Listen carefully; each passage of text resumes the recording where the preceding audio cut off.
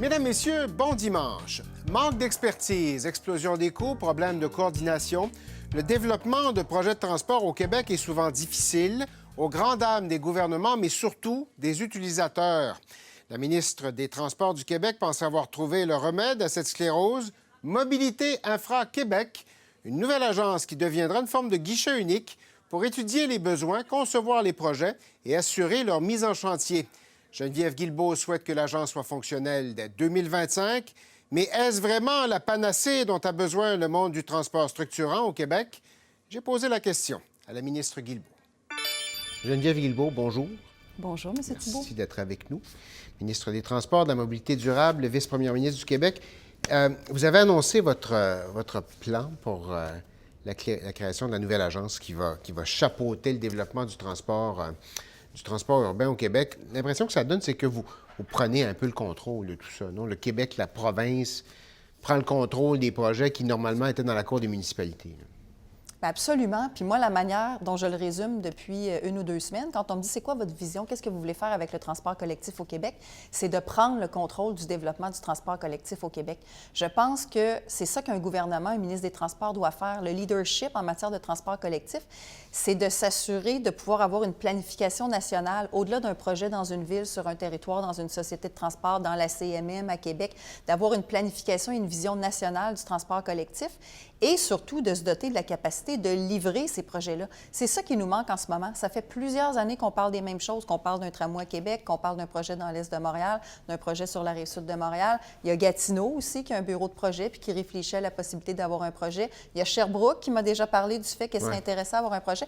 Alors, il y a comme autant de projets et de bureaux de projet que de municipalités intéressées à avoir un projet. Or, ce n'est pas réaliste de penser qu'on peut comme ça financer et éparpiller des bureaux de projet un peu partout sans avoir la vision nationale et sans avoir une concentration d'expertise qui nous permette de pouvoir mener de front plusieurs projets en même temps en ayant des regroupements contractuels, en ayant des économies d'échelle et en pouvant être plus efficace, livrer plus de projets à moindre coût plus rapidement. En même temps, c'est une nouvelle structure administrative, une nouvelle épaisseur qui s'ajoute.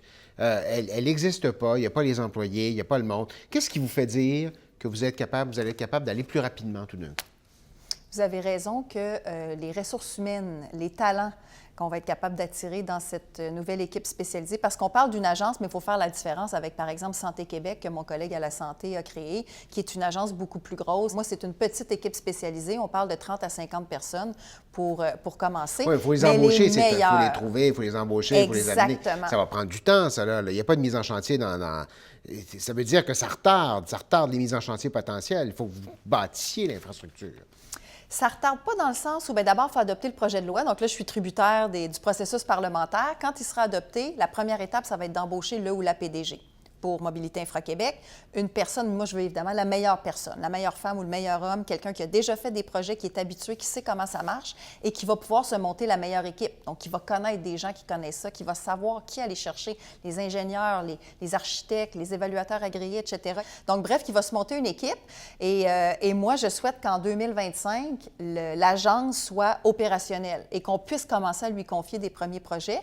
Les projets à réaliser vont être confiés par le gouvernement du Québec, donc via un décret, on va confier à Mobilité Infra Vous allez Québec choisir le mandat de réaliser un projet. Vous allez choisir et comment vous allez choisir? Parce que là, vous avez nommé Québec, Montréal, Sherbrooke, Gatineau. Il y en a des projets sur la table à l'heure actuelle. Comment vous priorisez ça? Bien, pour moi, je vous dirais, de manière très assumée, là, pour nous, ce qui est pressant, c'est un projet à Québec, parce que ça fait longtemps qu'on en parle. La CDPQ Infra, justement, va nous déposer en juin sa vision de mobilité, où il y aura un projet de transport collectif structurant. Il y aura aussi un projet pour améliorer la mobilité interrive. Donc, Québec, l'Est de Montréal, ça fait là aussi longtemps qu'on en parle. La Rive-Sud de Montréal, ça fait longtemps qu'on en parle. Tous des endroits, et vous remarquez le dénominateur commun, où, à un certain point, la caisse de dépôt a été impliquée. Et c'est retiré, ou là, dans le cas de Québec, vient d'arriver. Alors, quand je vous disais qu'on dépense systématiquement soit de la Caisse ou de divers bureaux de projet avec des structures de gouvernance, un éparpillement de l'expertise. Donc, il y a vraiment une nécessité d'être autonome et de prendre le contrôle du destin du transport collectif au sein même. Autrement dit, de se créer une espèce de supra-bureau de projet au gouvernement du Québec plutôt que d'en avoir 5, 6, 7 qu'on finance un peu partout et qui ne favorise pas une planification nationale et une concentration de l'expertise pour mener de front plusieurs projets en même temps. Parce que, par exemple, un ingénieur à Mobilité Infra-Québec peut travailler sur 1, 2, 3 projets. Si j'ai un ingénieur dans un bureau de projet à Gatineau, il ne travaillera pas sur celui de l'Est de Montréal en même temps. Dans votre tête, ça accélère à quelle vitesse? Qu'est-ce que vous gagnez en matière d'échéancier? 1 an, 2 ans, 3 ans? Bien, c'est difficile à chiffrer précisément en termes de semaines ou de mois parce que ça dépend des projets. On ne sait pas encore quels seront exactement les projets dans ces endroits-là. Mais en ce moment, l'énorme lacune, c'est l'absence d'expertise. Puis c'est surtout qu'on n'en arrive jamais à la réalisation. On est toujours dans les études, dans la planification, la pré-planification, des comités, des réflexions. On ne se rend pas à la réalisation. Prenons l'exemple du tramway de Québec. Il n'y a personne qui a soumissionné sur le projet au dernier appel d'offres pour l'infrastructure à Québec. Donc, on se retrouve dans une situation, et là, ça va amener l'autre point, qui est l'autre volet de la réforme, parce qu'un des enjeux qu'on a, c'est oui, le manque d'expertise, mais on est aussi victime, en quelque sorte, de notre manque d'attractivité sur les marchés. Les gens de l'industrie, les entreprises de l'industrie n'ont plus le goût de faire des projets d'infrastructure avec le gouvernement du Québec parce qu'ils trouvent ça trop compliqué, trop lourd, trop long et trop risqué. Or, quand c'est risqué, quand c'est long, quand c'est lourd, quand c'est compliqué, qu'est-ce qui arrive? Le gonflement, ou c'est-à-dire les risques, la contingence qu'eux ont l'impression d'assumer en contractant avec le gouvernement se retrouvent dans le prix de la soumission. C'est ça qui fait qu'on a des projets comme le pont de l'île d'Orléans à 2,8 milliards qu'on a annoncé il y a 2-3 semaines. Pourquoi on a l'impression que ça marche en Ontario et que ça ne marche pas au Québec? Il y a beaucoup des milliards d'investissements en Ontario de plus qu'au Québec. Pourquoi ça fonctionne en Ontario et pas au Québec? Ils n'ont pas cette structure-là, eux, en Ontario.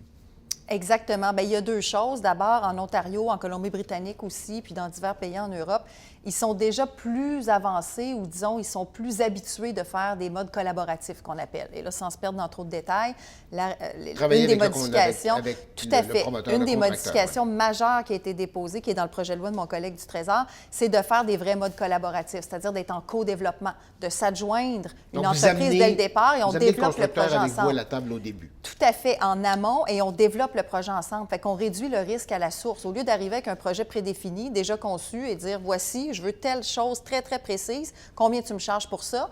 On dit, voici mon besoin et aide-moi à développer ensemble le meilleur moyen ou la meilleure structure ou la meilleure façon d'y aller. Ça se fait ailleurs, ça se fait pas ici. Ça se fait ailleurs. Et là, ça va se faire ici. La deuxième chose, bien, je le disais tout à l'heure, d'avoir une planification, une séquence nationale où les joueurs du marché, les grands joueurs qui pourraient aller faire des projets ailleurs, se disent « Ah, bien là, au Québec, vois-tu, d'abord, premièrement, j'ai une agence. J'ai une organisation entièrement dédiée aux projets de transport collectif pour le territoire du Québec. » Alors déjà, ça envoie le signal qu'on est sérieux et on veut développer des projets de transport collectif. Et donc, ils sont capables de se projeter, de dire, si je veux m'installer au Québec, tu sais, par exemple, prenons un fournisseur qui dit, moi, je vois, il y a 2-3 projets de tramway. Là, je ne vous dis pas que ce sera des tramways, mais disons qu'on aurait 2-3 projets de tramway. Tu es capable d'organiser ta production et tu te dis, ah, bien là, ça devient intéressant pour moi d'amener des gens au Québec, de m'installer, de monter une ligne de production, puis d'éventuellement être le fournisseur pour du matériel roulant, être le fournisseur pour des rails, avec le fournisseur pour des services conseils. C'est qu'au moins, tu sais que si vous me passez l'anglicisme, tu as de la business pour les prochaines années. Il y a des projets qui vont se faire, donc ça devient intéressant de s'installer ici, au même titre qu'en Ontario ou ailleurs. Vous dites quoi aux villes qui vous regardent, qui sont un peu sceptiques de la structure? Bien, je leur dis que de toute façon, à date, ça ne fonctionne pas. Et moi, les villes, en particulier les élus des grandes villes, là, ou des villes où il y a des centres urbains qui sont donc plus désireux ou plus enclins à vouloir des projets de transport collectif, ils savent qu'il y en a un enjeu. Alors, raison de plus pour nous donner comme nation la capacité d'être autonome et d'avoir le contrôle sur la réalisation de nos projets au lieu de dépendre de tiers ou d'organisations externes au gouvernement. Geneviève Guilbeault, merci beaucoup. Merci à vous.